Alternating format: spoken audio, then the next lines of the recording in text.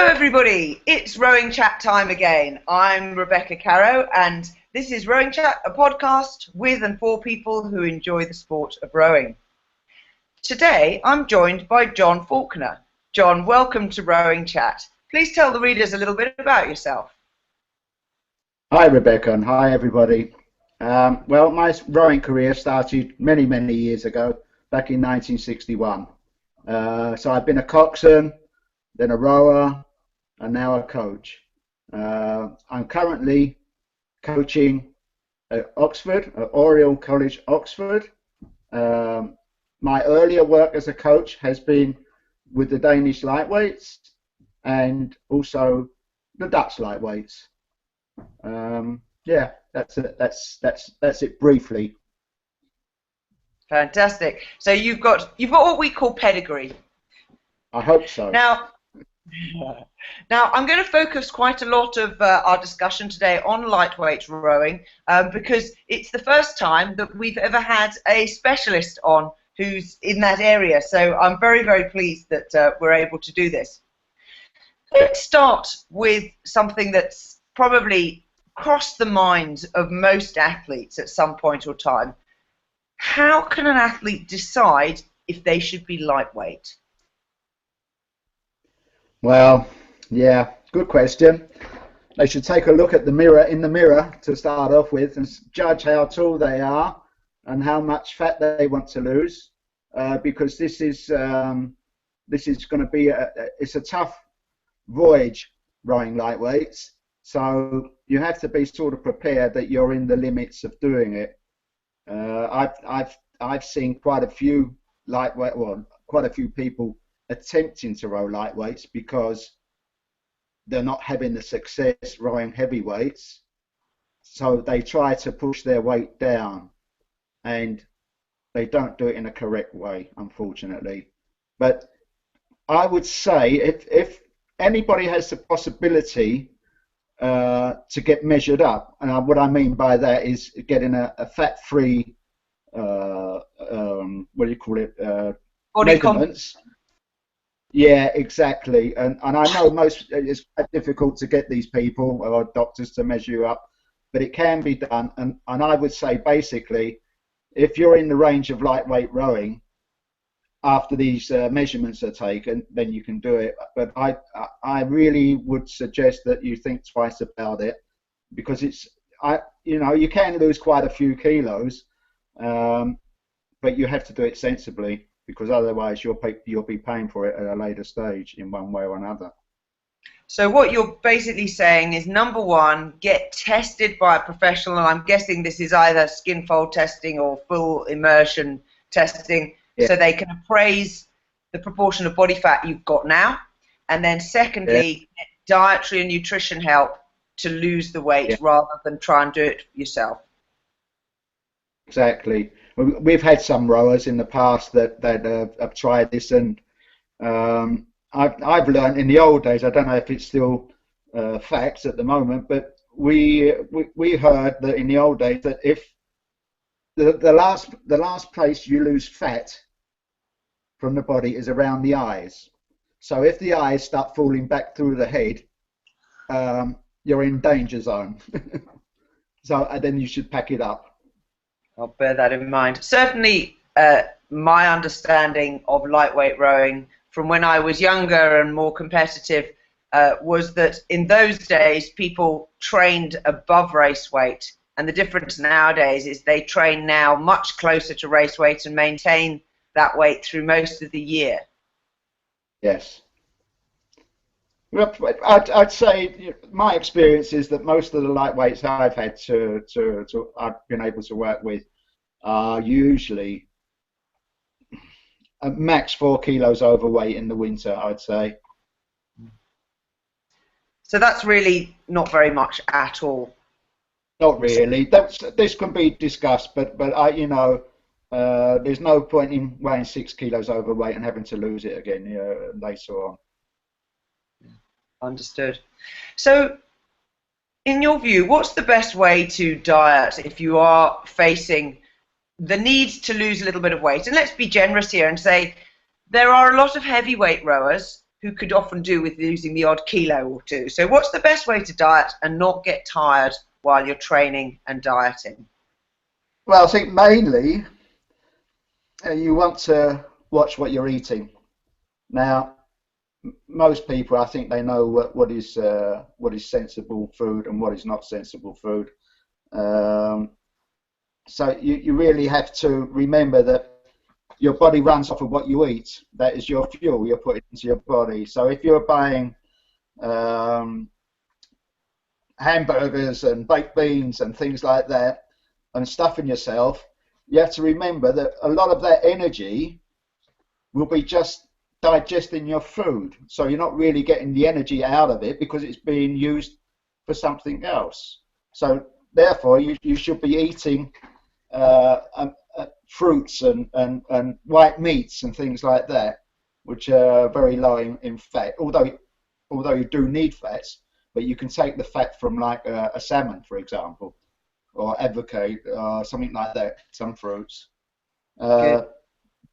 Drinking a lot of water is also a very good way of staying fresh. Also, it gives you that you can lose a little bit of weight if you drink a lot of water, in fact, because you don't eat so much. Good. So when you're testing and selecting lightweights, it's not just as straightforward as for heavyweights, because you use the erg, I'm guessing, but you also have to take their weight into consideration. So first question is, how do you test and select crews when they're going to be lightweight crews? Oh, well, basically, I suppose I don't do much different from what you do with the heavyweights to start off with. That they're allowed to row their test as they come. As I said, if they're around about the 4 or 5 kilos overweight, and then we take that as a guideline really to see what they're actually doing on the erg in that way. And then as the season gets on and they get closer to their goal, then of course we start pushing their weight down a little bit, but not too hard, gradually coming down. So I should imagine the last testing before a world championship or such would be that they would be around about 2 kilos, maybe 3 at max, above their racing weight, but not more. So you do weigh them on the test day? Sorry? You weigh them before they do the test? Oh yes, on every test. That's great. Do you use those spreadsheets to calculate the test score with the weight taken into consideration? All right. We do, but I don't. I've always had like experts around me, and they look after that part of it, because I believe that I do what I'm good at, and I let the other people do what they're good at. But we do have test sheets. Understood. You can get a version of that off the Row Perfect website if anybody wants one. It's just a spreadsheet with a calculation cell. It's worthwhile having the recording these things. It's good for them. Are there any other particular areas of focus that you know is different for lightweights than for heavyweights? Well, if you're talking maybe weightlifting or something like that, for example, I don't really like lightweights doing weightlifting, to be quite honest with you, especially if they're quite close to their racing rate anyway. They can do lightweights, if they're working with like 30 or 40 kilos, but I don't really like the idea of them building their muscles up just to pull them down again. So I would prefer to do a lot of running and hill climbs and things like that instead, and do some rowing with the bungee or as strength training and things like that and so on. Now, Denmark's not known for being a particularly hilly country. Where do you find a hill to go and run up? We travel abroad. Yeah. Oh, we do have a hill or two in Denmark. Excellent. And especially, yeah. When you get to crew for the very first time, you're meeting a new bunch of athletes. How do you judge their coachability? Oh, I think there's probably quite a lot of signs there, but I think I have to make sure that, first of all, they understand what is needed of them. I talk to them, I tell them what the program's going to be and what type of positioning in the boat, their body positions, things like that. I'm trying to work on, so they have an idea. And I should say, after they've been out, well, while they're out, I'll be looking at these small points and giving them further instructions to maybe change a couple of things and see how they respond about it. And it's also, when they come back on land, I like to know how curious are they. You know, is there any questions, or are they going to keep their mouth shut all the time and not say anything and just listen? I do like that they're inquisitive. That, for me, that's one of the ways that they learn and actually show that they want to learn. So yeah, there's so many things in this direction, and you know that as much as me, Rebecca. But basically, there are things like, when rowing in a crew, are they talking, I want to do this, or we want to do this? Are they part of a crew, or are they independent? Are they only thinking for themselves? And it is a crew sport. So I love to hear the word "we" when we get back on land and go through the talk over. Yeah, so on, so like that, more or less. It's very interesting you say that. I was listening to an interview with the Yale coach recently, who recently just won the Harvard-Yale race. And he was being asked about how American universities recruit athletes and how they spot talent. And he said that you can have, all the success in the world at junior level, but it doesn't necessarily mean you're going to be a highly successful senior athlete. And Steve Gladstone goes on to explain that the ability of the athlete to focus and to manage their own time so that they can both do their studies and do their rowing. He said that's something that he felt you either have it or you haven't. It's not something that I can necessarily teach. I can teach you time management, but if you haven't got that, and the second thing that he looked for in athletes was a curiosity about the sport. Exactly what you've just said. Asking questions. Yeah, I think it's so important. And also I can understand him, like now I've been coaching at Oxford, Oriel Oxford, for 3 terms. And I think that I was very, very surprised. The most thing that really surprised me was that we were getting up at 4:30 in the morning to go and have a row in the winter time, so that they could get back, have their breakfast by 8 o'clock, and do their studying. And for me, this is another world. I don't even know what it looks like at 4:30 in the morning, but I did learn it at Oxford. But that is the will they had. They really show that they want to do it, and well, they get their prizes for doing it. They done well this year, and I done well because it was just to me, and especially rowing 1,200 meters. 1,200 meters. I thought, what are they doing? I'm used to 2,000 meters and so on and so forth. So I learnt a lot being there. I probably learnt more than the students did, actually. Careful, some of them might be listening. Yeah. But it was great fun. It was great fun, and I'm already looking forward to going back there in October. Tell me, having obviously extremely bright university students from Oxford, is there curiosity about rowing similar to other crews, or is it different because they're so super smart? Oh, yeah. Well, I might not be able to answer that question, or I put it another way. Maybe I shouldn't answer that question because as clever as they are, I saw some terrible things happening on the ices in Oxford, but mainly from freshmen, I must admit.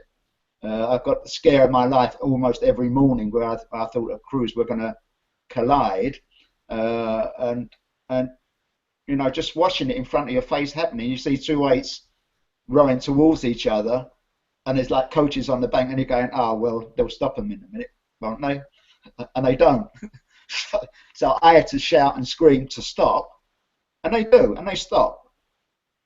But having said that, all they do, most of them, is just turn round and look what's happening, and then just watch each other sort of just go into each other, And there's a lot of coaches down there that are really screaming their heads off at their crews for doing it like this. I don't know what's wrong down there, but they, with all the intelligence they have there, they seem, it's probably because it's 5:30 in the morning that they're not thinking too clear. But so lacking in common sense, does that sum it up? Yeah. They do have fun, and the problem is there's hundreds of boats on the ices. That is the main cause of it. I'm going to be very unpopular when I get back. You do realise that. It's my aim in life.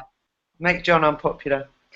I certainly found in my own university rowing that they had an extraordinary system of fines. So if you were late to the outing and held up the rest of the crew, you had to buy a bottle of port or something like that. Do they have things like that? Well, they do pay money to the. There is some association down there, the Oxford University Rowing Clubs. They do fine, and they fine when they can, and it's not unjust in many cases, believe me. So they've got a really fight going on their hands there. So yeah. I might have a solution to your boat collision problem. One of the guys in my rowing club has invented a little box that he calls a rowing canary. So you know how the old miners used to take the canary down the coal mine to be the early warning signal of gas? You have a little box on the bow of your boat and the bow of another boat, and when they get within a certain distance, they bleep, so that you get an early warning of a collision. Oh, that sounds good. That sounds good. Every boat has to be carrying it. Oh, there's going to be a lot of flipping going on there. Okay, I'll tell him to send you a sample when he's got them working right there. At the moment, we're just testing them on our little lake. Please, I'd love to. Now, you were obviously new to Oriel this year, but I'm sure that there are many times when you've had a completely new crew. When you get a crew for the first time, you know what they're aiming for that season. Obviously, university races are perhaps what you're looking at this year, but obviously the Dutch and the Danish lightweights will have been looking at other things. When you see them, how do you gauge what their potential or capability is? What are the things you look for that make you think, I think we can get these guys going fast, or not so sure about this lot? Yeah, okay. That's another good question. Yeah, I don't know. I think I just look. I just use time instead of trying to repair things. I think I use time.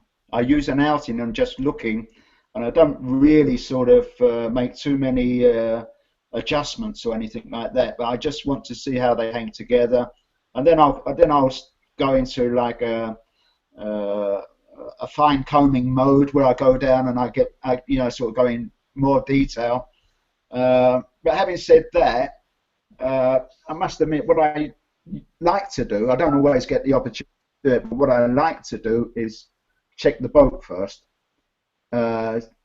just to see if everything is set up properly, because there's no point in shouting and screaming at anybody if the boat is totally rigged wrong for them. So I do like to rig a boat so it's more or less the same everywhere, in each seat is almost the same, and then put them out in the boat and then see the differences, because I know then I got some indicator of what would be good for them, or what they need to change, and so on. And from each outing, I'll probably start working on finishes, or I'll start working on catches and see how they adapt to it. But it's really at random. It's hands on all the time. You sort of see something and you go, oh, I'll just pull him up on that one, see if he can change that. And you can, in that way, you can see, is he making an effort, or does he understand what I'm saying, and so on and so forth. And then when they come in, then we have our pet talk, and then I say, well, okay, did you understand what I was trying to do, or this, that, or the other, or I think your shoes are a little bit too high because you're doing this and you're doing that. Everything. I get a lot. I just don't talk too much the first couple of outings, but then they're in for trouble because I can't stop talking after that.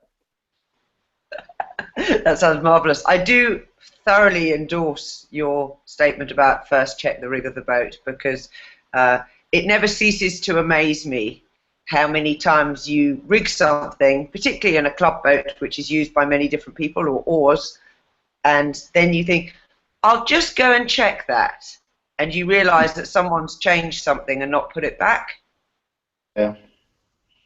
Yeah, I've seen a lot of that, and even checking oar lengths and inboards, and you think, well, come on, these guys, you've rowed before, you must know what you're doing.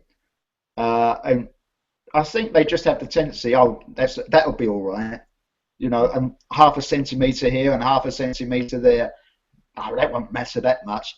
But for me, it does.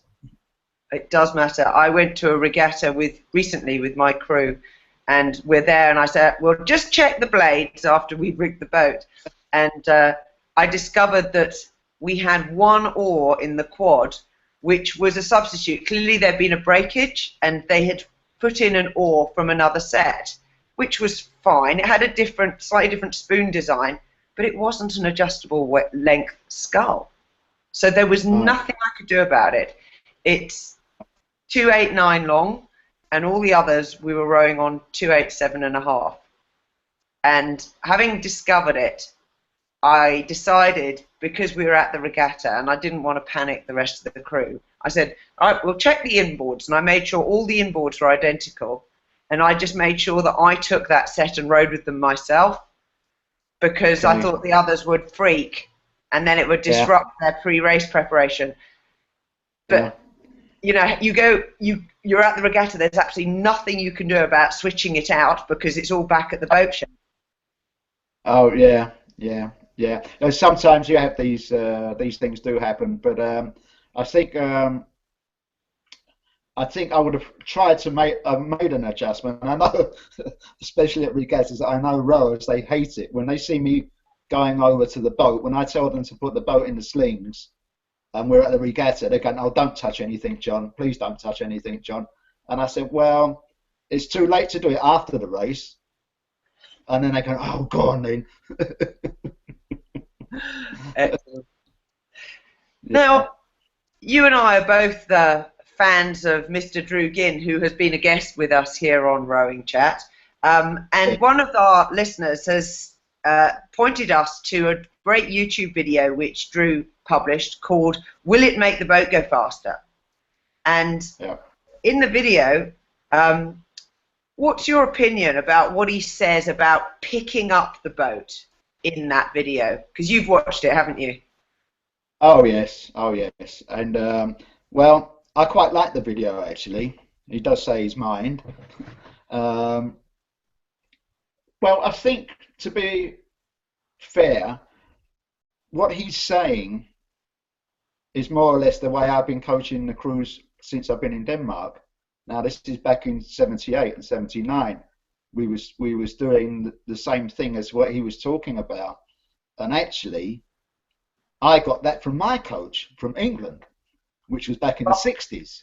So roll back, John, and explain to the listener who hasn't watched the video, what is it that Drew's saying? Well, I think basically his idea is that when rowing, if you talk about the differences between what he's saying and conventional rowing, the conventional rowing is the conservative rowing is orthodox rowing. Showing that's what I'm trying to say. Is that the hands are very fast off the finish, and then you're sort of moving onto your slide quite quickly, but then you're slowing down, and you're balancing yourself at the catch. Now, I reversed that system, or I'd say my coach reversed that system, where we were actually relaxing at the finish and then into the catch as a sort of momentum, ready to pick the boat up.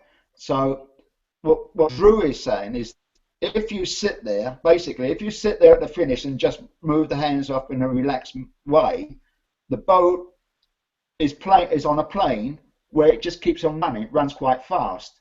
Now, when you start moving onto your feet, the idea I like about it is that you should move up the slide with intent to pick up the boat.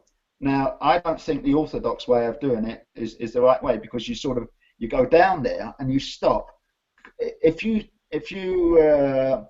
compare it to doing some weightlifting, if you got a weight on the floor and you go down and then you stop just before you make the lift, you'll have some difficulty in getting the weight up over your head. But if you could sort of go down and take it immediately, where you sort of you build up pressure on the way into the catch. Do you understand what I mean? You build up momentum around the front end of the stroke, and to do that you can't stop. If you stop, what Drew was saying, all the weight is on the back of the boat. Now, when all the weight is on the back of the boat, it takes speed out of it. It takes more speed out of it, because basically what he's saying is that you're there for quite some time, so you're putting the brakes on for quite some time. The other way, where you're moving quickly into the catch, you're only there for a short amount of time. So you take a little bit of speed out of the boat. I'm not saying you don't stop the boat, but you take less speed out of the boat. So that is some of the differences. But what I noticed that when rowing the pair there, that actually I would have liked to have seen him row with a little bit more reaching forward, and as the blade is travelling forward, it should be dropping down into the water, not travelling forward then stop then going down into the water. I always say to my crews, keep the hands moving, just keep them moving all the time. Don't even stop, don't even think about stopping. And I think as long as you've got movement in the boat, you're going in the right direction. You're not taking the speed out of the boat. That's a short version of Drew's video. So the key thing about the catch, if you want to do what he advocates, is you must have the blade handling skills to put the oar in the water quickly. Otherwise, regardless of your desire to move with determination and fluidity into the catch, if you cannot put the oar in the water, you can't do what he's describing. Is that correct? Well, in a way, yes, because when you say putting the oar in the water, I think a lot of people, if they talk about a fast catch, they'll lift their hands up immediately, boom, straight up.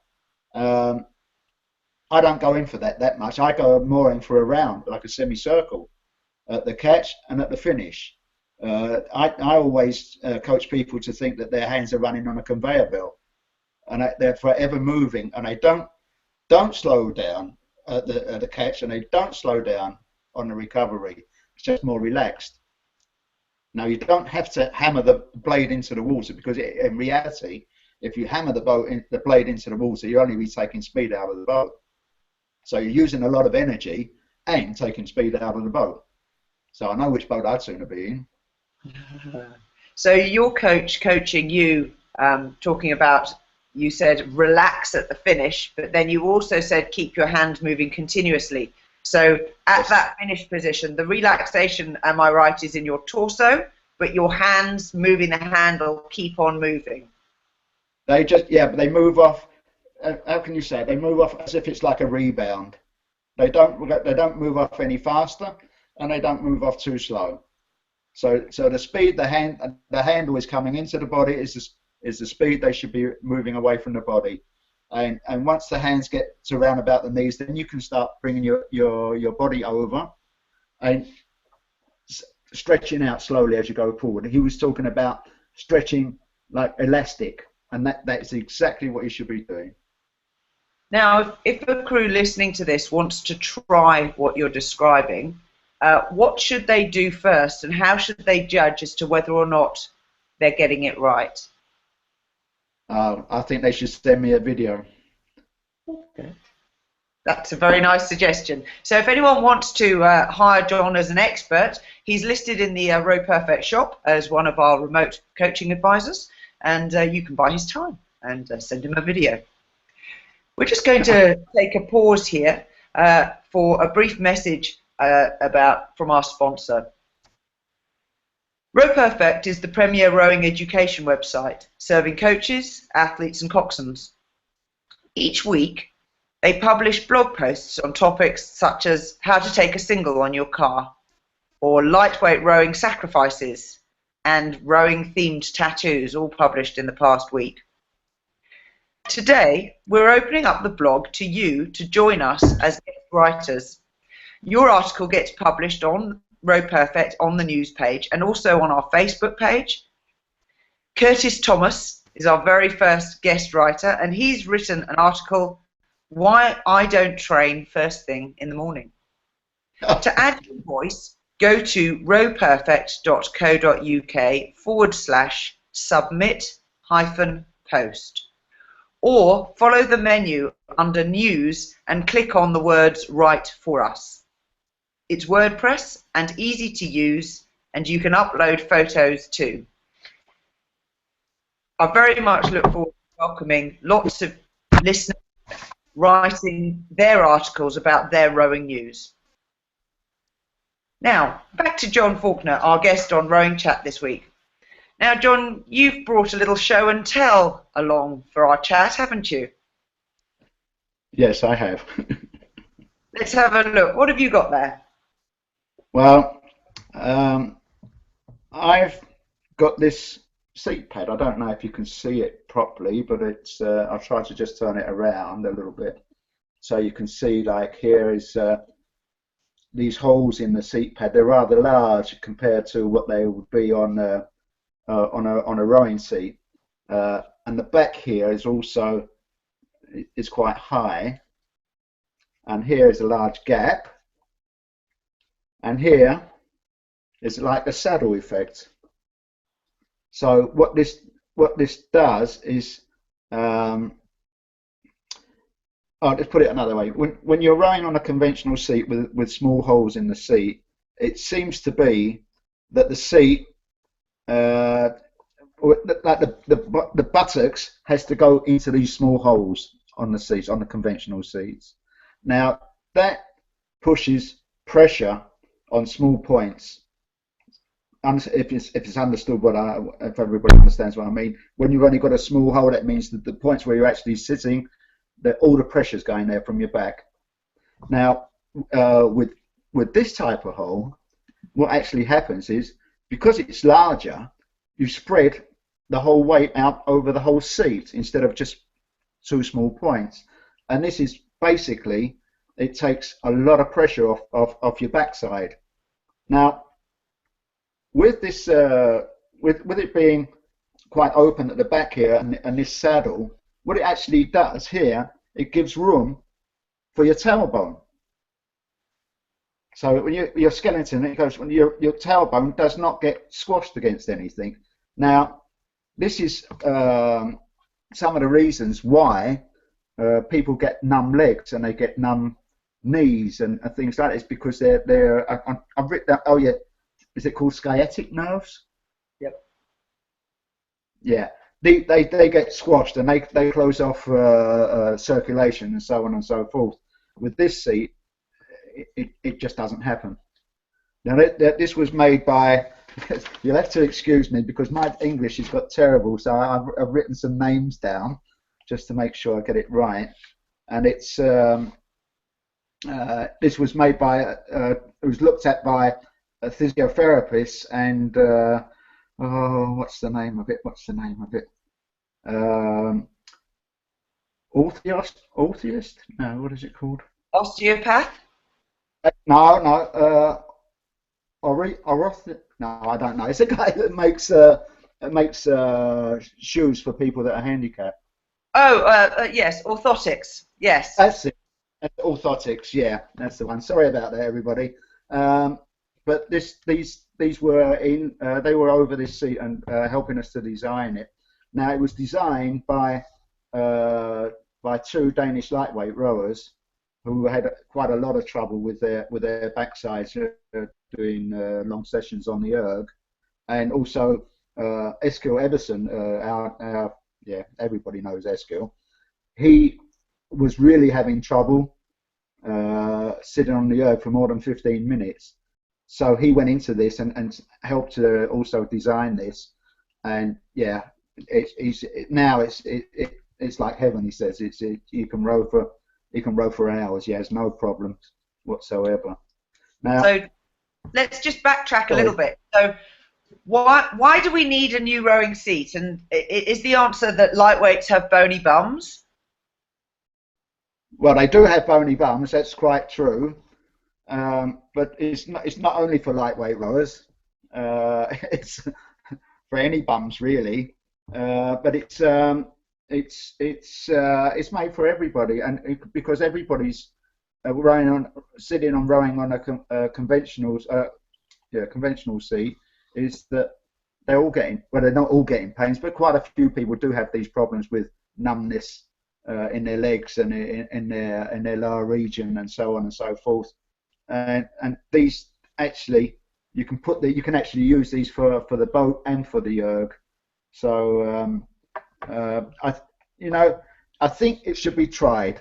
I think people should try it. And we have this 30-day money back guarantee. So if people would like to try it, I think they should do it. And we're not too frightened to give them their money back again. But it's so they should try it. It's so comfortable. It's made out of a foam, and after about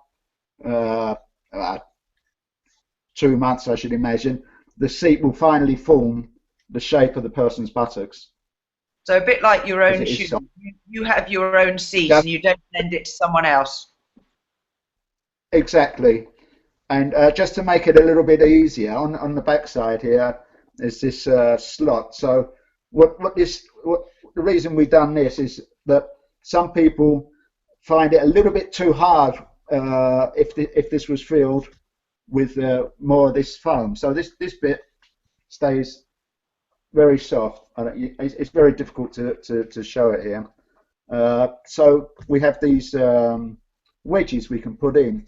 Now these wedges are a little bit harder than this, and this wedge is a little bit harder than the other wedge. So if you're a heavyweight, you might want to put the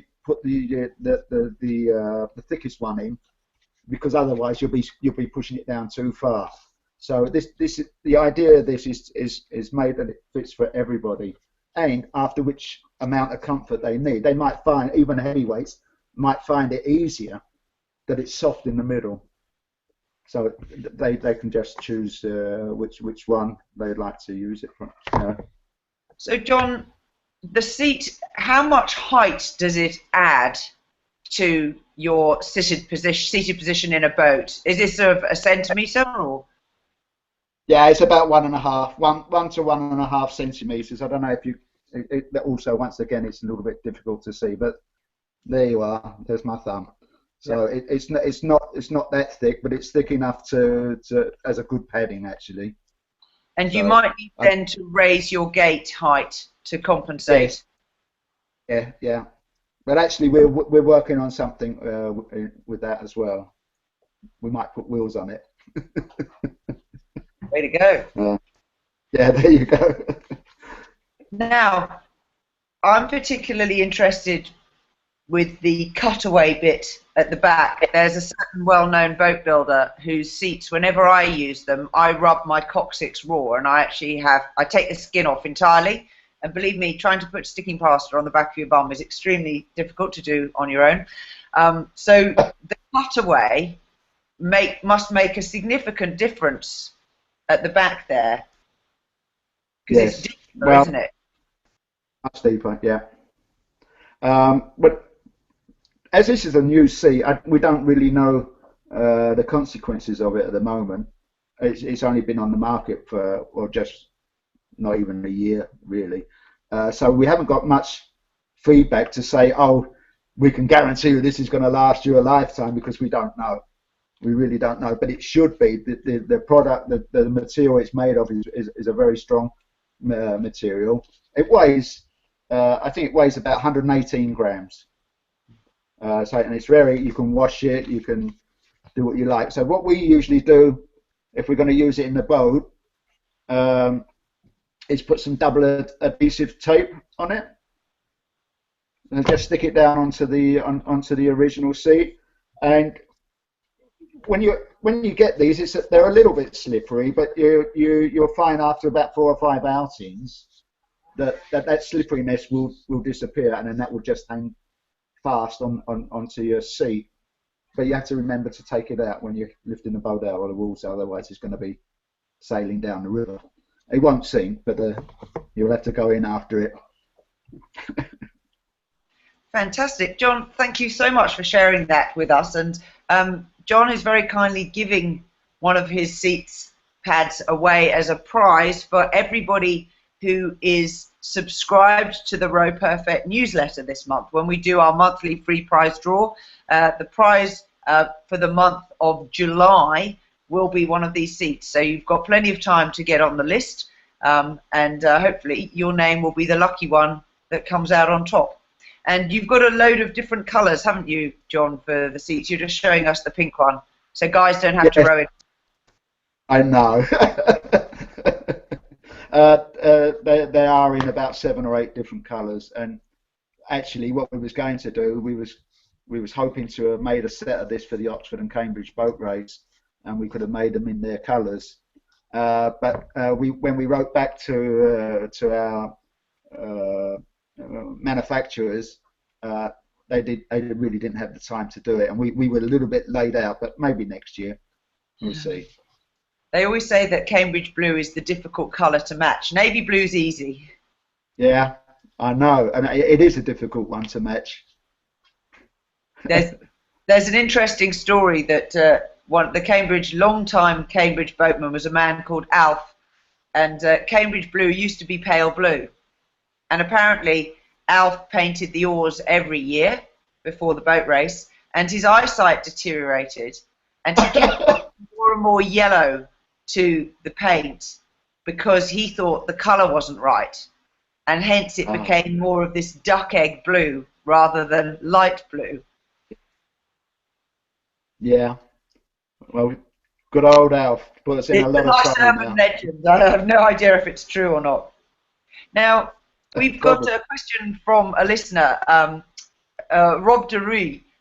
Rob said, you said that you don't like having too much weight training for lightweights. John, what do you do with super lightweights who are under 65 kilograms with regard to weightlifting? Yeah, okay. That could of course be a different story. My reason for saying I don't like doing weightlifting for lightweights is only that if they're close to their weights and you start putting on weight, you start putting weightlifting into your program, I don't really want to give them muscle that I'm going to take off later on. That's the only thing. If you've got a lightweight that's 65 kilos, yeah, by all means, do some weightlifting, build them up. So yeah, okay, maybe I explained that a little bit badly, but that's my intention. I thought we was talking more or less people close to their weight. But no, you do the weightlifting. I'm sure if they're doing it under experts who are watching them, so they don't do it wrongly and things like that, then by all means. Fabulous. Thanks for that, John. Now, we're coming toward the end of Rowing Chat. John, are there any other areas of your own coaching where you'd like to share your insights? You know, coaches don't like doing that. I don't know. I really don't know. Rowing is my passion, and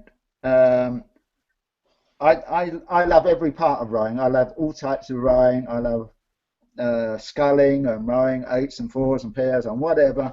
And I think that is, with the background I had as a coxswain and a rower and coaching, is that I've tried every boat there is. I've steered all the boats you can steer, and all this information has made me to what I am. It really sort of developed my coaching. Now, my coaching started, as I said to you, well, my coaching started in '77 in Denmark, but my coxing started in 1961, and I grew to a size of where I was too big to cox and too small to row, and we didn't have lightweight rowing at the time.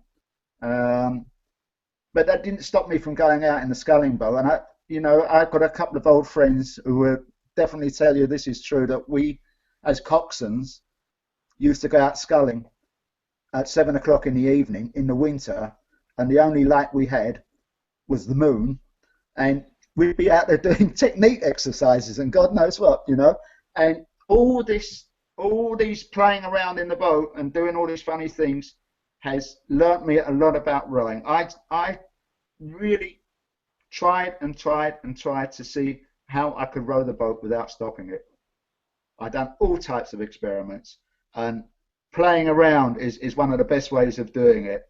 So I would say to everybody, get out in a single, give it a go, and start messing around. That is what will make you a good rower, I'm quite sure. So well, that's fantastic advice. Thank you so much to my guest this month, John Faulkner. John, your knowledge, your insights are fantastic, and particularly your amazing experiences. I really, really appreciate it. Now, could you let the listeners know where they can connect with you? Yeah, sure. I've got my email address, which is johnfaulkner8@gmail.com. That's the best place to contact me. My telephone number, if they really want to use money to phone me up in Denmark, would be 0045 2534 2299. So, but save your money. Send me an email. Fantastic. Or a video. Good reminder. Thank you. Our free prize draw winner this month gets one of the Sisyphus Remex seats that John was talking about earlier. We welcome comments and suggestions for new episodes of Rowing Chat, or if you've got any further questions from this episode, please send them to John or to us, info@rowperfect.co.uk. Past episodes are available on rowperfect.co.uk/rowing chat, and you can follow us on Twitter @rowperfect or Facebook Rowperfect UK, or subscribe to our feed in iTunes, SoundCloud, or on YouTube. Just search for Rowing Chat. If you've enjoyed this episode, please leave us a review and share this with your clubmates, which will help other rowers get more enjoyment from their rowing. For more information about Rowperfect UK and its educational services for coaches, coxswains and athletes, go to rowperfect.co.uk. Till next time, goodbye.